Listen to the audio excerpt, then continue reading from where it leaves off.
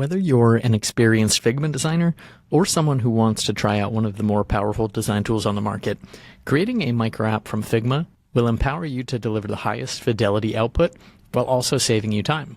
In this video, we'll walk through getting started with one of our templates for Figma and using our design plugin to sync over your frames. But all of these same concepts you can use for your existing or custom Figma designs.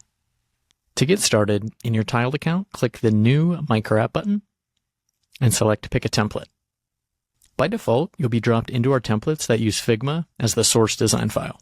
Before you pick a template, you can preview the template to see how it looks and feels, and when you're ready, click Use this template and give your project a name.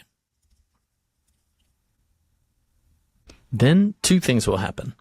One will link you to the Figma design file that you can open up, and that's where you'll make the majority of your branding changes. We'll also compile the template on the tiled side, so as you preview, you see all the videos, hover states, scrolls, overlays are already all pre-configured for you. So to start making this template our own, we'll load up the Figma design file. In the Pages menu of your Figma file, you'll be brought right into a Start Here page that'll welcome you to Tiled, give you a little bit more information on creating interactive content, as well as how to use the template, installing any template fonts, or how to make it your own by changing the font's colors, components, etc., which is where we'll focus our time today. These changes will primarily be made in the Templates page. If your template has a desktop and a mobile version, you'll be able to toggle between the two. And the last page is a UI kit. The UI kit is a great place to start as we have logo components, buttons, fonts, and main color settings. So we'll make a few quick changes that'll go a long way. First of which is updating our logo components. And you'll see that there's two different versions, a large and a small. Once you've selected the component layer, simply drag in your logo file and size it down appropriately. Then we can select the original logo layers and get rid of them. Now that I've brought in my logo file, I can simply copy and paste into the smaller logo component. Next, I'm going to update the global color settings to match our brand. Simply double-click into your color, and you'll see that there is a selection color that we can edit the style on.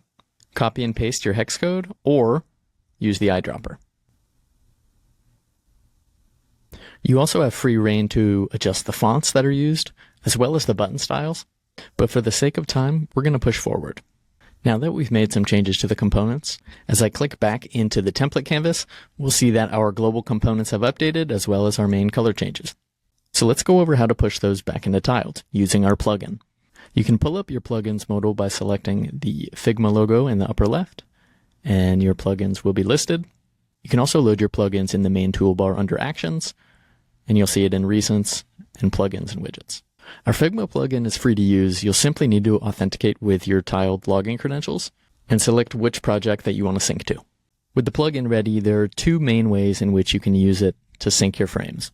First is a basic sync, where you'll turn the frame into a rasterized image. I've made a copy of my frame here, and you'll see that it matches the page dimensions that we have set up, 1920 by 1080 for our desktop project. And when I click sync, it breaks down what's coming over. So all of the buttons, the text, everything is getting baked into a PNG asset that will come into Tiled.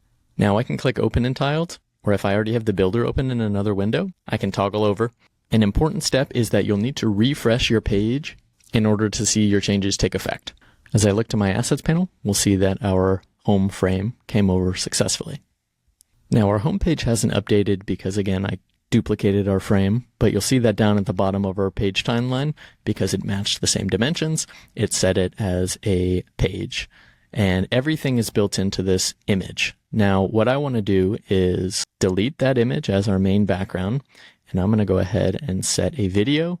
You can choose it here, or if you know what video you want, simply go ahead and drag it to the background. Then I'll layer our image tile and drag our image on top. Now I'll scale it to go full screen. So as we can see, for the basic sync, there's transparency built in to the PNG, which allows for the video background to come through, which is great. And now I can simply start layering my hotspots over the top to connect my pages. But let's say we wanted to enable the hover effects for our buttons to change color, which is actually what's configured in the template on our homepage as we preview. So back in your Figma file, if you click into the element that you want to convert into a tile, you'll see that the plugin menu changes. And now you can convert your button into an image. This also works for text to come over as text layers as well. Once you've converted your text and image layers and go to sync, you'll see that down at the bottom, it'll show you what's coming over as a main page and which tiles are coming over as well. You can select all of your frames to sync them over. I'm just going to go ahead and select a few, including the home and about page, as well as our button hover images, and sync. Back in tiled, I'll hit refresh. The beauty of using our built-in templates is that everything is already configured for you. So the video backgrounds, the hovers, scrolling elements, as well as overlays. All you need to do then is update the look of them in Figma and sync them over. If you're syncing your own custom designs from Figma instead of using a template, don't worry. We have videos on configuring your assets into these respective tiles as well. Speaking of assets, the Figma plugin will only support frames coming into tiled as images. So if you have any videos that you want to bring in, you won't use the plugin for that. You'll simply drag them right into tiled. Any MP4 or MOVs, drag right into the builder, and we'll see them show up in the assets panel. To update the page background, you can simply drag that asset, and voila. Everything's looking nice, so what we can do is go ahead and publish.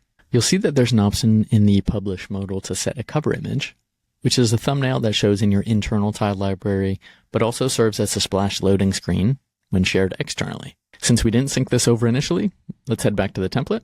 Now our cover image was already updated with our global components and color changes, and I went ahead and added an image of San Diego in the background. But what's nice about the plugin is at the top of the modal, there is the ability to set a cover image from the plugin.